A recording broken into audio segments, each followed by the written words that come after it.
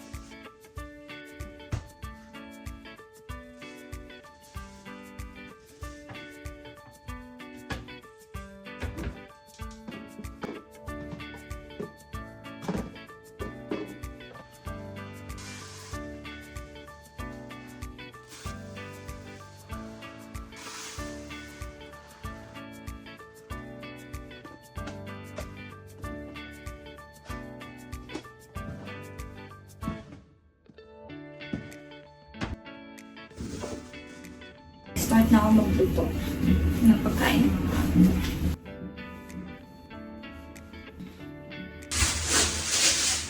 Magluluto ako ng salad para sa kanilang hamayang gabi. Lalagyan ko ito ng Thai minced pork at saka itong vegetables.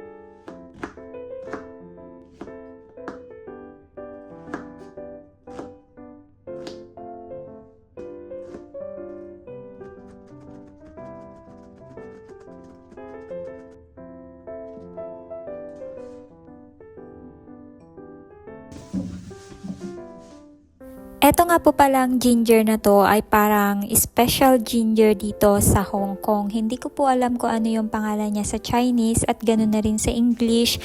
Pero ang pagkakasabi po ng dati kong amo ay aroma ginger daw po ito. Ginagamit talaga ito panggisa o kaya naman ay pang stew ng manok.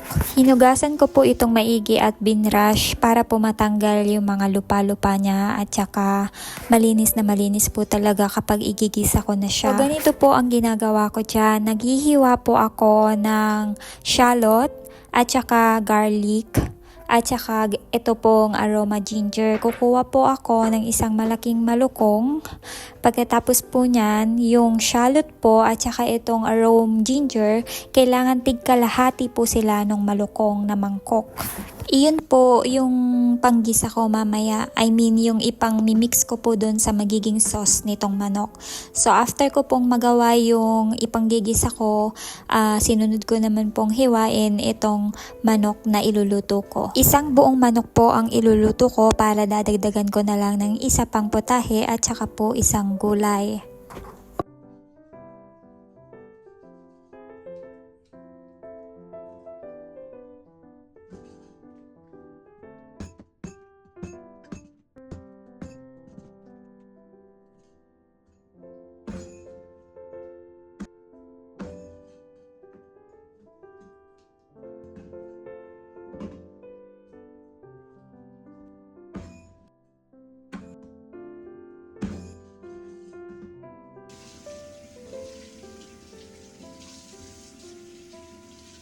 Pagkatapos ko pong malinis yung manok, gagawa naman po ako ng sauce. Dito po, kailangan ko ng soxing wine o kaya rice wine, soy sauce, sugar, white pepper, dark soy sauce, a little bit of salt, oyster sauce po, at saka onting chicken powder. Imimix nyo lang po yan lahat at mamaya gagawin ko po yan kapag iginisa ko na po yung manok. Naghiwa nga rin po pala ako dito ng separate na shallot at saka arome, ginger at saka garlic ng medyo malalaki po kasi ito po yung una kong panggisa bago ko ilagay po yung pinaka hiniwa kong maliliit para doon po sa sauce. Yung sa sauce naman po, kailangan bantuan po natin ito ng hot oil. Mag-start na po akong magisa. Yun nga po, igisa po muna natin yung malalaking hiniwa nating shallot, garlic at saka yung aroma ginger. Igisa lang po muna natin ng onte and then pagkatapos po niyan, ibubuhos na po natin yung kabuuan ng manok.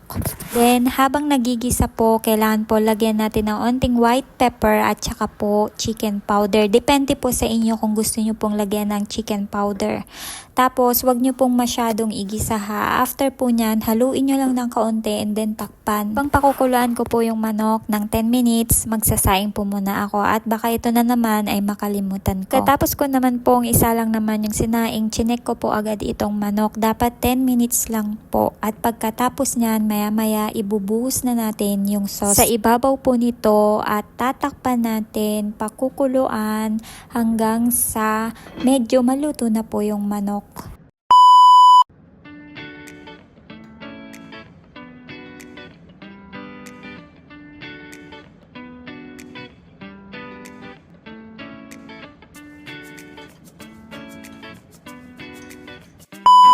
Pag kumulo na po yung manok, okay na po iyon ha. Dito naman po, sunod naman natin yung gagawin ko pong karne doon po sa salad po ng mga amo ko. Ito po ay nagisa lang naman ako ng sibuyas, garlic, at saka po pagkatapos kong igisa, nilagay ko na yung karne. Igisa lang po natin ng kaunti hanggang sa maluto yung karne. Maglagay po ngayon tayo ng onting white pepper, chicken powder, at saka po soy sauce. At onti na rin pong salt, pampalasa lang po.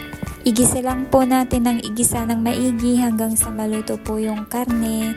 Pagkatapos nyan, ilalagay na po natin yung baby tomato. Then, lagyan nyo lang po ng kaunting oyster sauce. Sa bayan nito ay nilalagyan ko rin ng onting rice wine. Pampatanggal lang ng lansa. Pagkatapos po nyan, ilalagay ko na yung Thai basil seasoning sauce. Ito pong sauce na to ay maanghang. So, kung hindi po gusto ng mga amo nyo ng maanghang, pwede nyo siyang dagdagan ng tubig at saka onting asukal. Sobrang bilis lang po nitong lutuin at saka pwede nyo rin tong i-partner po sa kanin. Pero ako po, kapag iluluto ko po ito sa mga amo ko, ang laging ipina-partner ko po dito ay yung lettuce. Para po may kulay ng kaunti, lagyan natin ng onting-onti lang po na dark soy sauce.